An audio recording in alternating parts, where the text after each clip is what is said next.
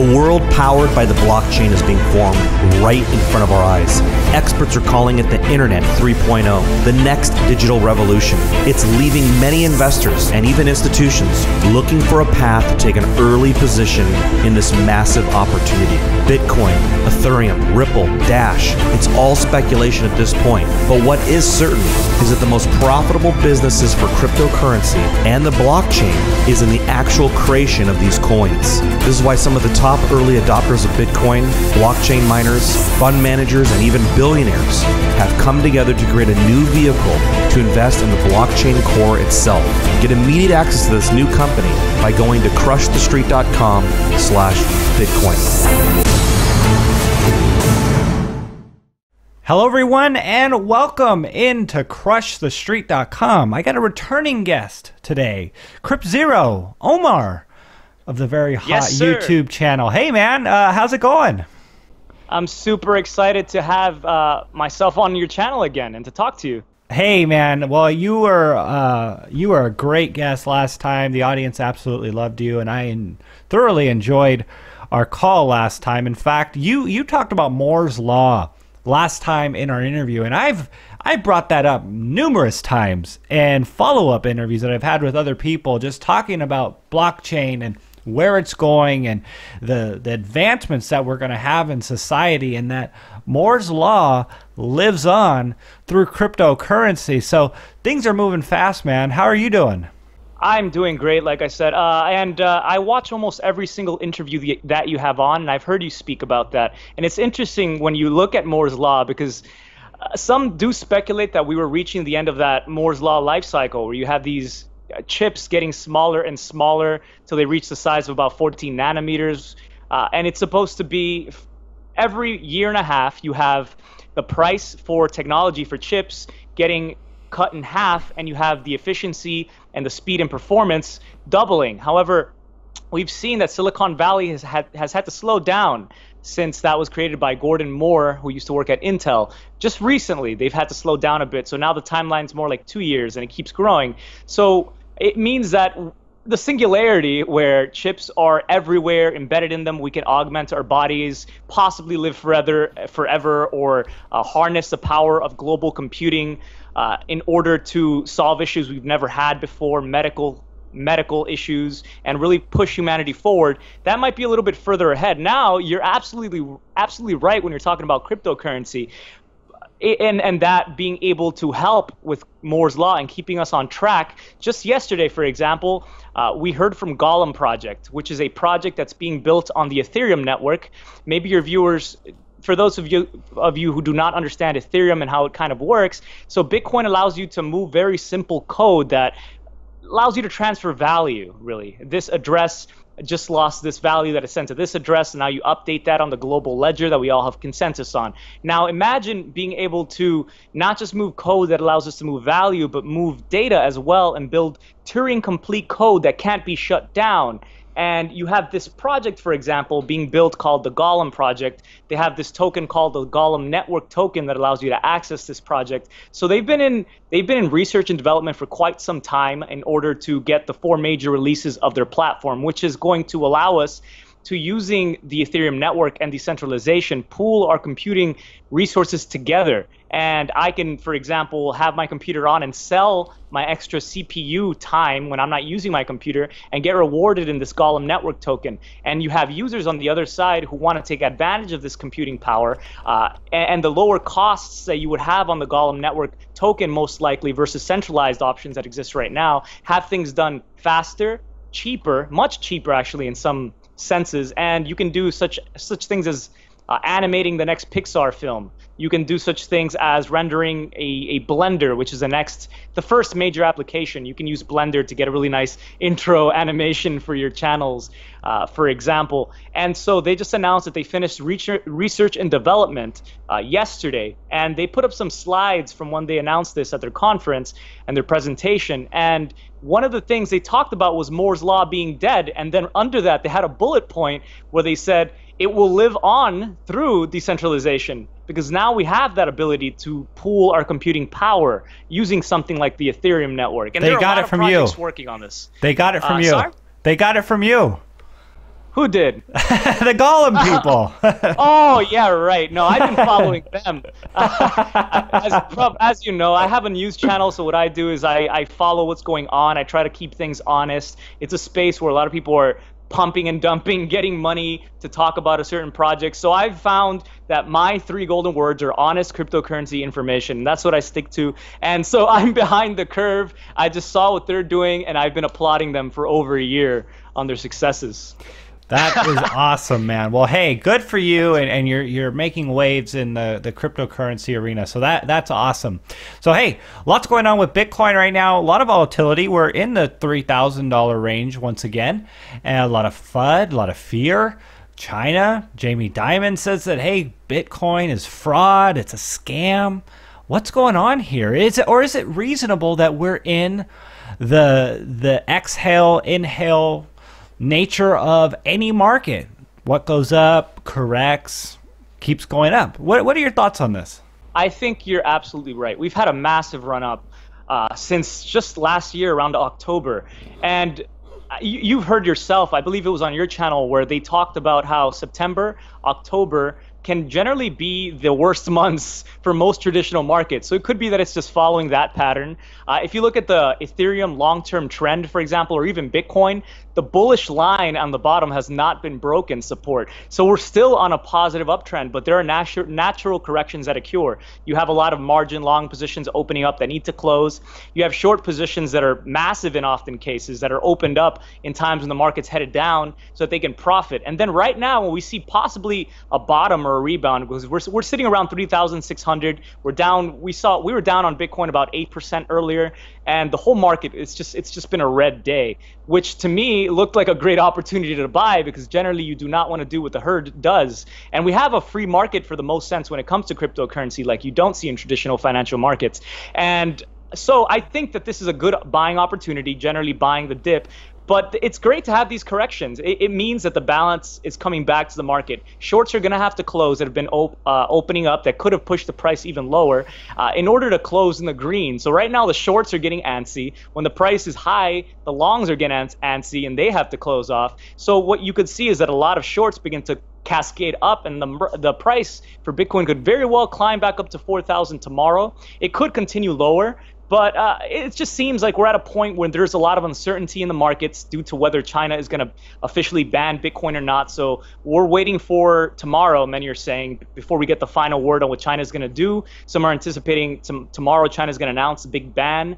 But I think that could only be a positive thing, because we've had all this rumor happen, all this FUD, fear, uncertainty, and doubt come into the market because of Jamie Dimon, because of rumors surrounding China, first in regards to ICOs and then to banning Bitcoin completely. However, just today, John McAfee tweeted out and talked about how China, when they don't understand something, the first thing they do is actually just ban it. That's the first step.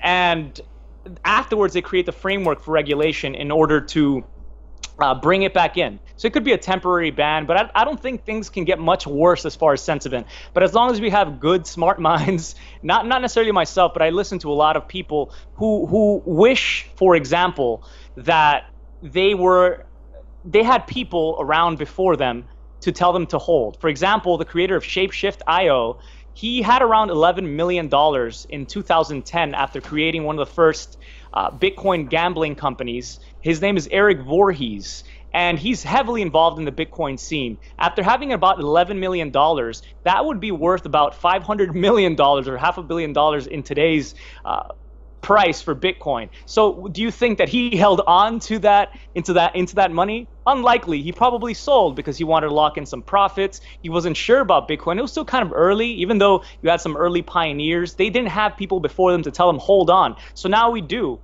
We do understand that we'd have safe hedges like that. And so I'm just trying to spread the good knowledge and good information and good honest thoughts about what this is, because it's not about a pyramid scheme like JP Morgan implies with Jamie Dimon. I think we're really building new technology. It's not a tulip, as he likes to say, like in tulip mania. which occurred when tulip prices shot to the moon, which I'm sure every listener on your channel has heard about, or they should definitely look into. But we actually have something that provides value and is creating new technology that is going to allow us to increase Moore's law or build new things, radical new things that empower the individual. So no, I don't think it's a bubble. We had tulips hit massive prices where the average person couldn't buy the tulip, whereas you can buy a piece of a Bitcoin. I can buy $5 worth of Bitcoin, so it's still accessible to the average person, whereas you could buy one of the best houses in the market with a tulip when that reached the height of its excitement. So just today, actually, it's really funny. It's really funny, Kenneth, because I'm not sure if you have heard, but Blocks Water, a company headquartered in London that does algorithmic liquidity providing, actually is filing violations against JP Diamond and JP Morgan and Jamie Dimon for what they did in trying to manipulate the market under the Article 12 statutes of the European Union's market abuse regulation. So apparently they violated this because they manipulated the market, and they attempted to buy, we saw, some of their brokerage arms the next day for traders on JP Morgan's accounts. They bought a bunch of Bitcoin when it was cheap. So it seems like manipulation, it seems fishy, and it seems like a lot of what he said is fraudulent in regards to flat out calling Bitcoin a Ponzi scheme without even looking at its strengths. Well, then going in and buying the smash, that's very, very shady to go in and do that. To slam it down and then go in and buy it. And of course, I mean, it sounds very similar to what we've seen in precious metals, although I don't think we'll get into that today. But wow, Omar, so before we had our last interview, we talked about the hard fork and the potential problems with that. And I think both of us were a little concerned as to whether or not the hard fork would be a good or bad thing. Sure enough, the hard fork came, and Bitcoin, more than doubled? It was, it went down to 2,000, close to it as we were approaching it, and then we went to 5,000 after it. That, I know Adam Meister has called the Bitcoin Cash hard fork a crypto dividend. We talked about that here on the channel, and it was almost like a new potential revelation. Hey, free money. And in hindsight, hey, it's been good. It's been a net positive, it seems like. What are your thoughts on this? I think you're absolutely right. It is a net positive. I mean, we now realize where we didn't before that hard forks can be a good thing. And that's what I love, again, about cryptocurrencies and the whole space, is that we actually have a free market. So, you have one side that thinks Bitcoin Cash was an attempt to just make free money out of nothing. However, my own thoughts on why Bitcoin Cash has value and the price stayed stable for a little while for Bitcoin before even doubling is that you had a futures market that was happening for Bitcoin Cash before Bitcoin Cash released, where traders were trading IOUs, and they pushed the price for Bitcoin Cash, the futures market, up to $900. So I think that's where the money came from. I don't necessarily agree that it came from nothing. So it did come from something. It came from speculation. Now, I do think it's a positive because you'll have the ability now, moving into November, where there's the potential for another hard fork, right, the SegWit2x portion of it, where you'll now finally see which one the market generally likes. Are they going to use Bitcoin, BTC as just a store of value, since fees might be a little bit higher until they get that Lightning Network in place? And then you'll see things like the Bitcoin 2x or Bitcoin Cash be used more as cash as they work on the infrastructure.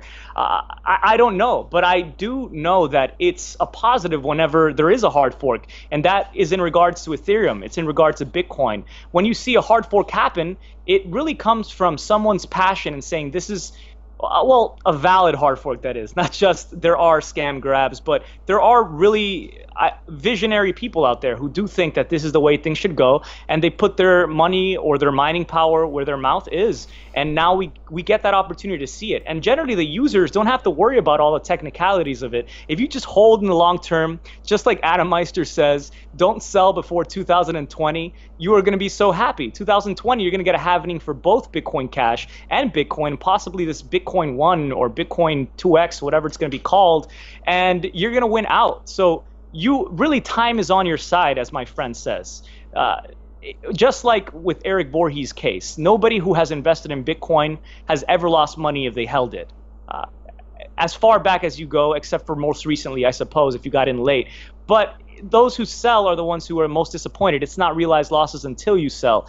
And generally, the trend is up, even if Coinbase was to be made illegal, which I highly doubt, because you have more and more hedge funds, a lot of celebrities talking about cryptocurrency now, a lot of high-up politicians that are excited about cryptocurrency talking about this. And I don't think that they're going to allow Bitcoin to be, for example, made illegal here in the United States. And I don't necessarily, I look at both sides. Maybe the United States, maybe at the top, they do have some people who would like to see innovation thrive in order to stimulate the economy.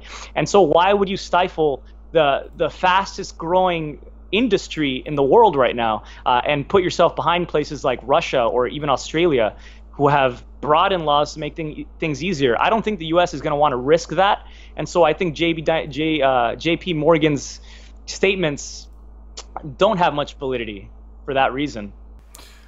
Yeah, that's a very strong point. I've been seeing some news on that one in regards to Jamie Dimon and him basically just talking his book.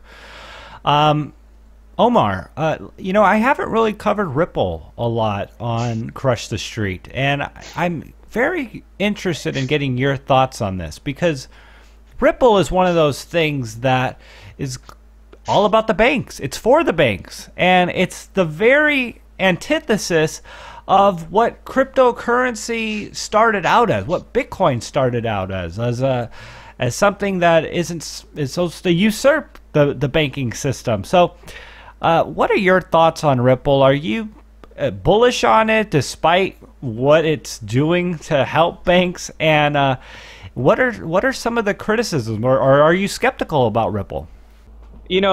You bring such an interesting topic up at a point where in life I decided I would not speak negative about anyone or anything.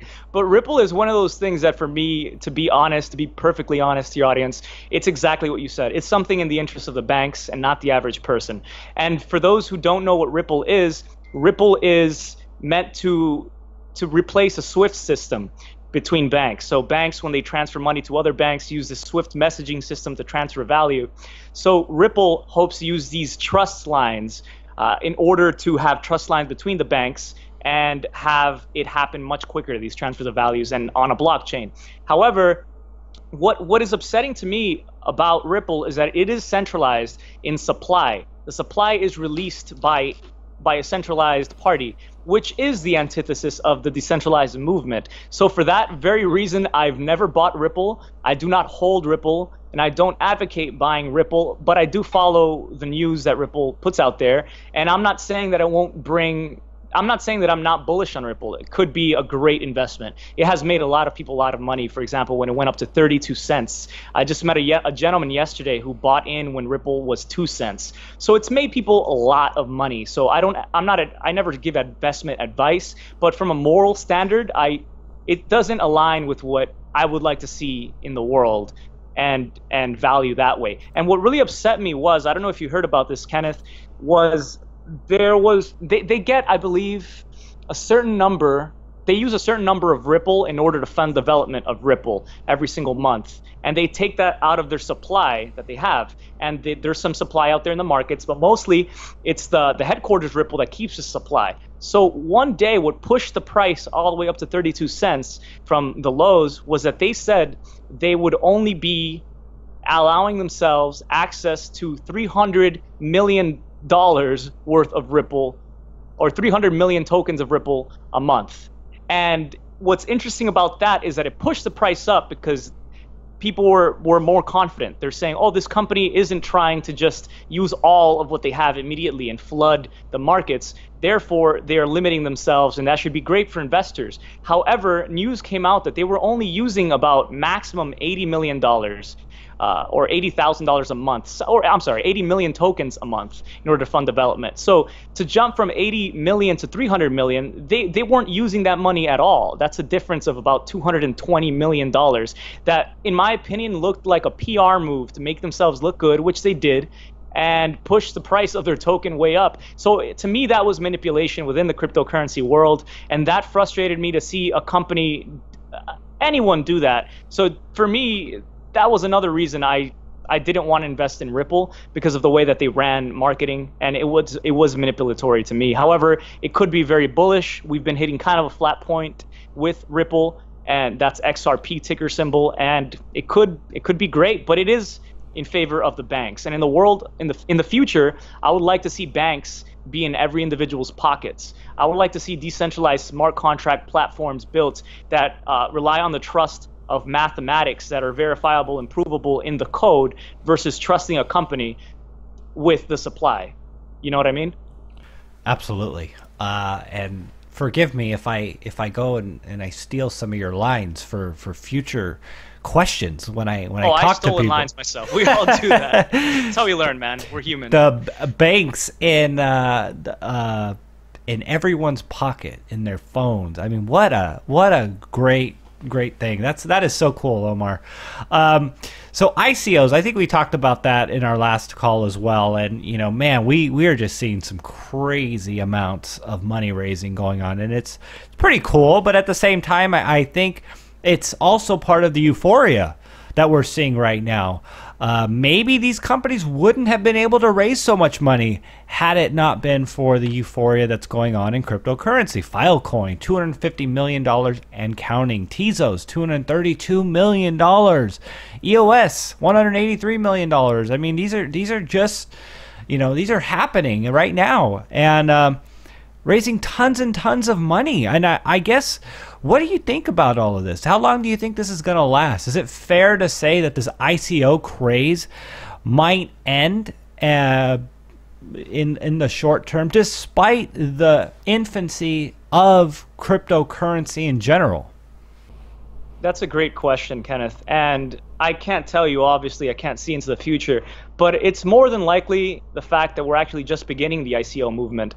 Because whether or not ICOs are illegal is relevant when you can move somewhere that does allow companies to place themselves, such as Zug, Switzerland, with the freedom to have ICOs and fund themselves without having to worry about laws or being arrested in the future. So you're seeing more and more companies that are going to be building ICOs or have funded themselves with ICOs, looking to leave places like the UK and the US in order to go to Switzerland instead, where there actually is debatably a lot more freedom than here in the United States.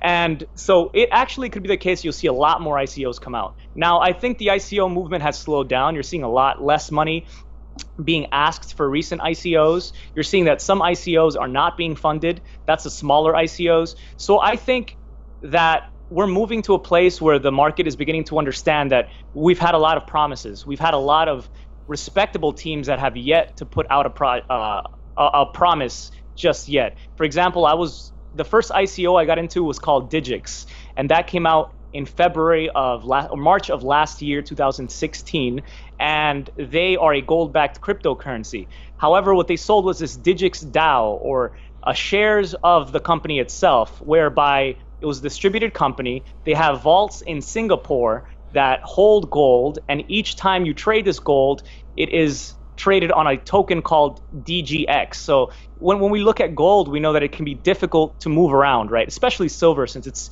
can be heavy to move large sums of money around. So instead, I envision a future where you could have tokens such as the Digix token as the money that we move on the Ethereum network it runs. And this Digix DAO token, the DGD token, rewards you for the fees that are paid by everyone who moves this Digix around. And so I invested in that. We were supposed to get Digix coming out officially, Digix 2.0, the big release in November. It never came out. December came out around. It never came out. And it's still, what is it, September 21st, 2017, and we haven't had Digix come out. And Digix has a solid team, a small team, but a solid team that was building this before Ethereum skyrocketed in price, and they continue to do it. They're having the third and final security audit, they said. However, we still haven't seen the platform. So it's still a promise. So I think as maybe even a couple of years go by and you see that some of these teams aren't putting out as much updates, they have run into major regulatory hurdles, or they've just decided that they're really wealthy already and they've jumped ship maybe to the development members of these projects to build their own projects to get rich quick. So you're going to see, I imagine, a lot of that, and that is going to really mean that we're going to look at certain companies and platforms that look at ICOs and we're going to have more eyes on those companies to determine whether those are great ICOs to invest in or not, that do the due diligence for investors who aren't doing it necessarily today, that look at the team's background. Can they pull this off? Have they pulled off something similarly before? Have they worked in the field that they're trying to disrupt? And it's going to be the ICOs that most likely do not have any sort of foundation in the center. So you have the Ethereum Foundation, for example, in the center. They take the funding, they develop Ethereum, Vitalik, Vlad Zamfir, the members of the Ethereum Foundation. However, the ultimate goal is to build a decentralized platform where they will completely step away from once the last release is out, called Casper. And that's it. They wiped their hands clean. They built something and they made some money by developing an open source project that anybody can look at, anybody can technically develop for, but they're doing it. So the projects that are going to be stepping away after they've developed and have successfully developed their platforms, those are the ones that are going to be most successful. So if I was to just give a piece of advice to people, it's to invest in the ICOs that people who have been 2010, 2011, who have positive energy, and I think we can all read that, that they're backing, and not just as a role as advisor necessarily, but they're actively working or consulting on a project, because you can be given the title of advisor, we found out, and not necessarily have any input into the project. So you're going to see companies that are looking at these ICOs. Those are going to help people make the right decision in the future. We're still in a very nascent point of the ICO bubble, if you were to ask me. And the other aspect to look at it is that if you have made $232 million like Tezos did, you don't necessarily need to cash out $232 million. You can hold that and use that for development or to buy back tokens. And so that is good, I think, for the Ethereum price, because that means that you have smart multi-sig wallets that require multiple signatures to move that money around. You might have to have a committee come together, decide what to do with that money in a respectable way, in a smart way. And so you're going to have less of those tokens moving around. From a store of value perspective, you have smarter centralized parties now actually holding more ether, and I think that's actually a good thing. Instead of more panic buying and more selling, I think it's great for volatility and allowing this to be called a currency as time goes by and volatility goes down. Yeah, good thoughts there. Well, and you brought up Ethereum. I was going to ask you about that. What's your latest thoughts then on Ethereum? Or was that pretty much it with what's going on with all of these ICOs?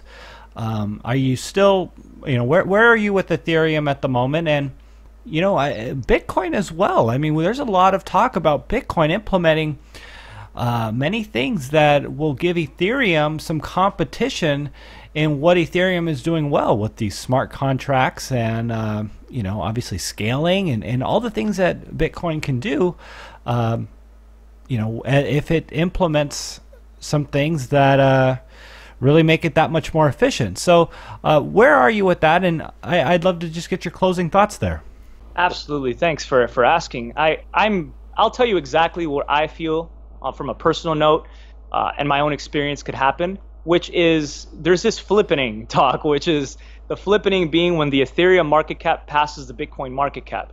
So we're entering a period moving into November again where you're going to have another hard fork, most likely, and a lot of confusion and uncertainty. Markets do not like that. You have all this news coming out of China, and China has a lot more influence on the Bitcoin price, whereas Ethereum only has about, less than 10% of the volume for Ethereum or Ether token comes out of China. So it generally is a lot less manipulable when it comes to news overseas like that. So it could be a point where you have Bitcoin uncertainty coming down, and then you have major news coming from Ethereum, such as the Metropolis update, Byzantium being the first part. There's going to be a second part coming out after that. And these are going to allow for you to finally build privacy tokens on the Ethereum network. So you can now obfuscate your activity and do that without fear using these zero knowledge proofs. So this update is already on the test network.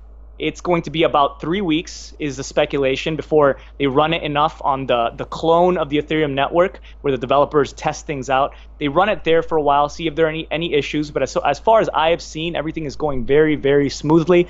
And then we move over to the main network, probably the second week of October. And that is going to be very net positive for Ethereum.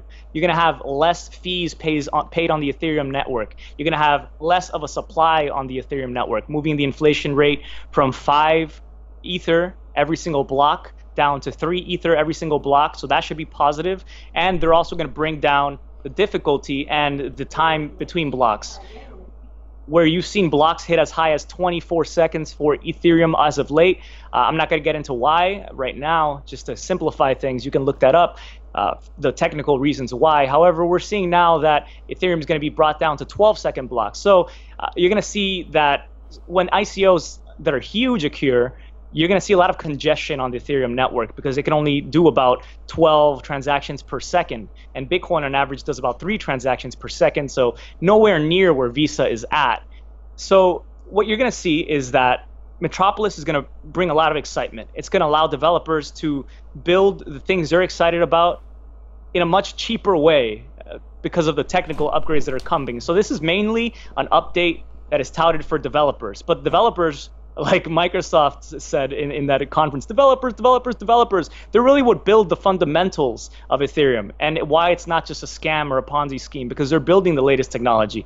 And so you come to a point, I think, possibly where Bitcoin has issues with consensus, where you can't get the community to necessarily agree on one direction as easily because that's not built into the system. Ethereum has mechanisms in place to make sure that hard forks do happen. And Dash does as well with masternodes in order to vote on the direction things take. Bitcoin does not have that. And so you're going to see quicker adoption of new technology on platforms like Ethereum. And so moving into November, I think we have a strong point where it's the holidays. Generally, markets go up. You have tax season coming up after that, and people have extra money to spare, and it's the average person around the world that is winning here, I think, who is able to buy $300 worth of Ether and watch it soar in price, for example, or buy some Ether in order to buy an ICO that they're really, really excited about, that they think could change the world, and they're the ones profiting here. And so they're investing some of their extra money into Ethereum at a point that they have more money they might not have had recently. So that's good for the price. That's positive. You have ICOs just like Digix that most likely will begin to release products that were funded last year, and you have about a 2-year development period before any software company can release just alpha versions or beta versions of products. And you're going to see more and more products come out, I think, towards the end of this year, and excitement brewing again. That's going to be so positive for Ethereum. So you could reach a point where Ethereum could pass the market cap of Bitcoin, and then on the exchanges where you trade either US dollar for Bitcoin or Golem tokens for Bitcoin, you're going to see that that's going to be less relevant possibly, where you're going to see more ETH pairs on these exchanges, or ETH pairs actually, I should say. And you're going to have the ability to trade. Well, people are going to look at the Ethereum price versus the Bitcoin price, perhaps. You're going to say 0.07 Ether versus 0.07 Bitcoin when they look at price. And then when you have less manipulation happening for Ethereum, because governments have less of a say in the direction of Ethereum, I believe, then you're going to see that Ethereum will be the standard possibly when it's number 1 on coin market cap, and it will be the coin to be judged, and it's the coin that is advancing the quickest. However, Bitcoin Cash could also gain some of the hash power and security of the Bitcoin network, because moving into November, they use the same graphics cards, for example, or I'm sorry, the same ASIC chips the miners use to mine Bitcoin Cash as they do Bitcoin. And so if you have confusion, you could see the Bitcoin Cash price go up at that point. So you could have a kind of flippening scenario there. And there are many speculations that SegWit might not have been the best thing to do for Bitcoin. It has not been proven long enough. It is a very complicated change to the Bitcoin network, and it doesn't align with the electronic peer-to-peer cash system that Satoshi Nakamoto strove for Bitcoin, is what one side of it says. And so they love to see Bitcoin Cash that did something very simple, whereby instead of just doing SegWit, changing the way that data lives on the Bitcoin network and complicated, untested features, you instead do something simple. You increase to 8 megabyte blocks, and you're going to hear people like Roger Ver say that that is a lot more in line with that. And it's simple. So that could be good for Bitcoin Cash moving into November. However, so what I see happening is Bitcoin Cash going up in price. Bitcoin maybe not soaring to $12,000 between now and December, but rather you're going to see the markets a little more in anticipation of what happens in November. Ethereum looking positive with major releases. And then lastly, next year, EOS coming out, which is having a year-long ICO where they release a certain number of tokens based on how many Ether are funded to them every single day in their auction system, whereby, for example, you gave 1 Ether to the EOS a crowd sale today, and 10 Ether were collected in total today, then you would be given 10% of the tokens that are released that day. And so they are getting so much money. And you heard the developer, Dan Larimer of EOS, talking about how they already had the money. The company that's creating this is called Block One. And they already had $200 million in investments to build EOS. They did not need the money, yet they're getting funding.